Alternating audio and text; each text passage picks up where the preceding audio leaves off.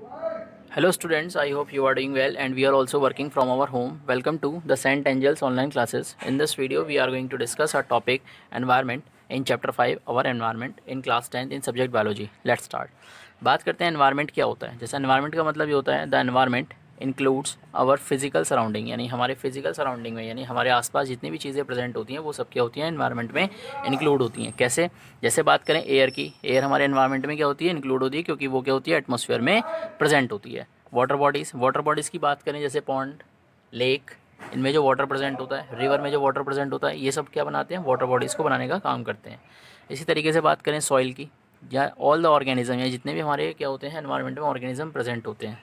जैसे बात करें प्लांट्स प्रेजेंट होते हैं हमारे एनवायरनमेंट में, एनिमल्स होते हैं, ह्यूमन बींग्स भी प्रेजेंट होते हैं, माइक्रो ऑर्गेनिजम्स भी प्रेजेंट होते हैं, बैक्टीरिया, फंगाई, ये सब आपके क्या होते हैं इसमें प्रेजेंट होते हैं। तो कहने का मतलब ये होता है एनवायरनमेंट में जितने भी हमारे आसपास की जितनी भी चीज़ें प्रेजेंट हैं, चाहे वो आपके एनिमल्स हों, चाहे आपकी वो वाटर बॉडीज़ हो, एयर हो, जितनी भी चीज़ें हैं वो सारी आपकी क्या करती हैं, एनवायरनमेंट को बनाने का काम करती हैं। अब इस एनवायरनमेंट में क्या होता है, वेस्ट भी क्रिएट होता है। तो एनवायरनमेंट में जो वेस्ट क्रिएट होता है वो दो टाइप का होता है।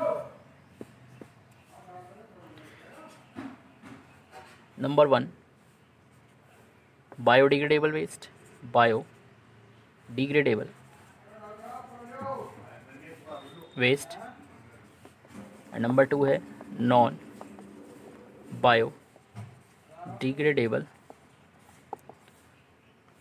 Biodegradable waste.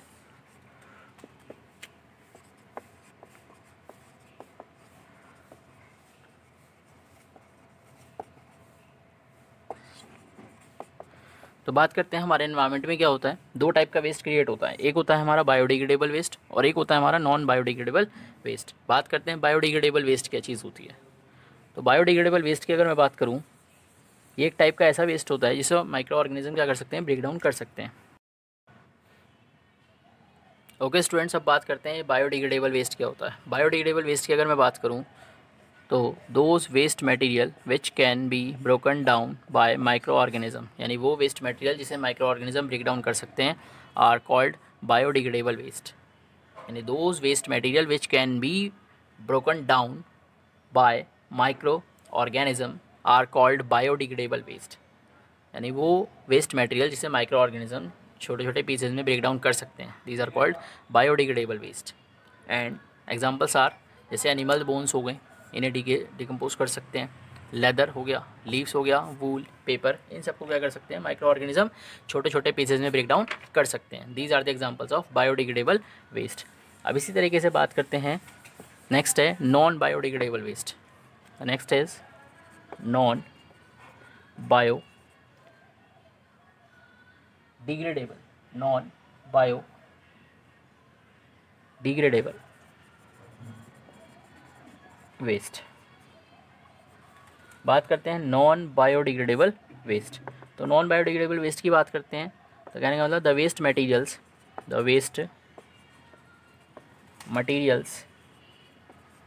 Which can not be broken down by micro organisms. The waste material which cannot be broken down by microorganisms are called non-biodegradable waste.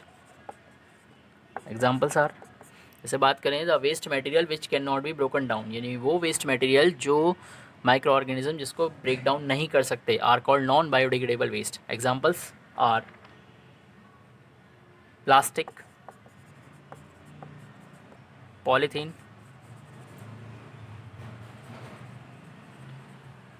Bags,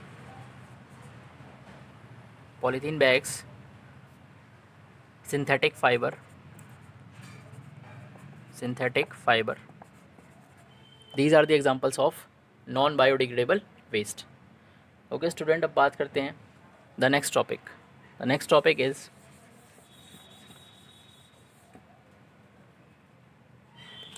ecosystem.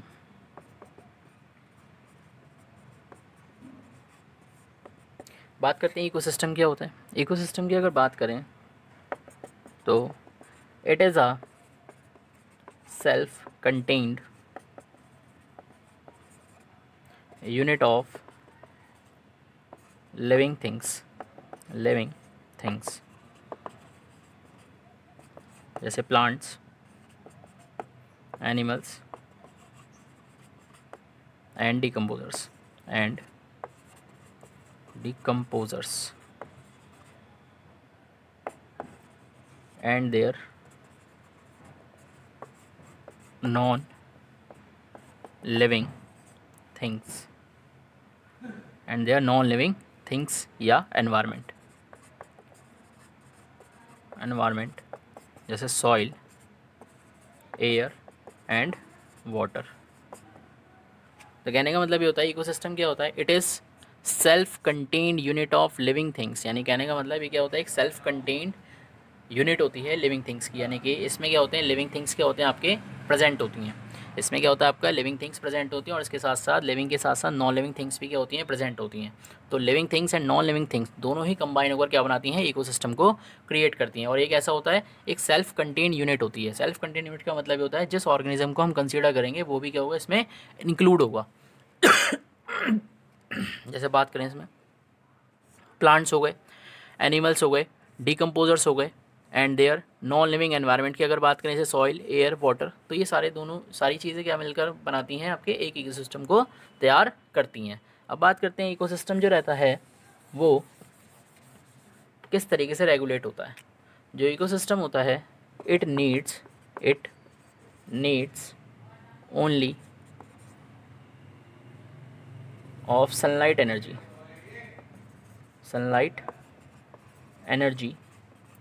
For its functioning.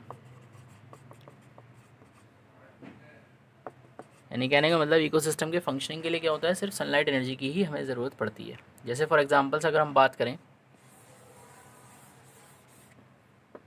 Ecosystem के कुछ examples लें, अगर जैसे a forest, अगर मैं forest की बात कर रहा हूँ, a desert, a mountain, a pond. कहने का मतलब जब हम इस पॉन्ड की बात कर रहे हैं, यानी a pond is an ecosystem, तो कहने का मतलब ये होता है इसमें जितने भी एक्वेटिक लाइफ होती हैं, यानी पॉन्ड में जितने भी ऑल एक्वेटिक लाइफ यानी प्लांट्स और एनिमल्स, इसमें आपके क्या होंगे, इंक्लूड प्लांट्स एंड एनिमल्स, दोनों ही क्या होते हैं, इंक्लूड होते हैं। यानी जो पॉन्ड वाटर में क्या होते हैं, प्रेजेंट होते हैं। इसी तरीके से अगर हम बात करें, अगर फॉरेस्ट इकोसिस्टम की बात करते हैं, इसी तरीके से अगर हम बात करें इसमें जो फॉरेस्ट इकोसिस्टम होता है, फॉरेस्ट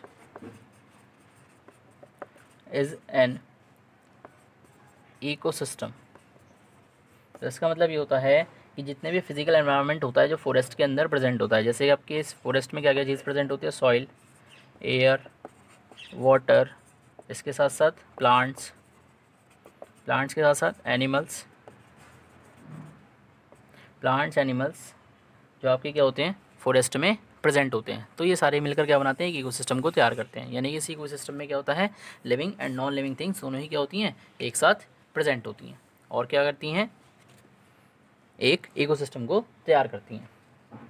अब बात करते हैं कुछ इकोसिस्टम्स कैसे होते हैं, नेचुरली होते हैं, और कुछ क्या होते हैं आपके मैन मेड होते हैं। मैन मेड मीन्स जैसे आर्टिफिशियल इकोसिस्टम भी होते हैं। अगर आर्टिफिशियल इकोसिस्टम की बात करें तो क्या होता है, आर्टिफिशियल इकोसिस्टम की जैसे बात करें तो इसका सिंपल सा एग्जांपल है पार्क, गार्डन्स, एक्वेरियम।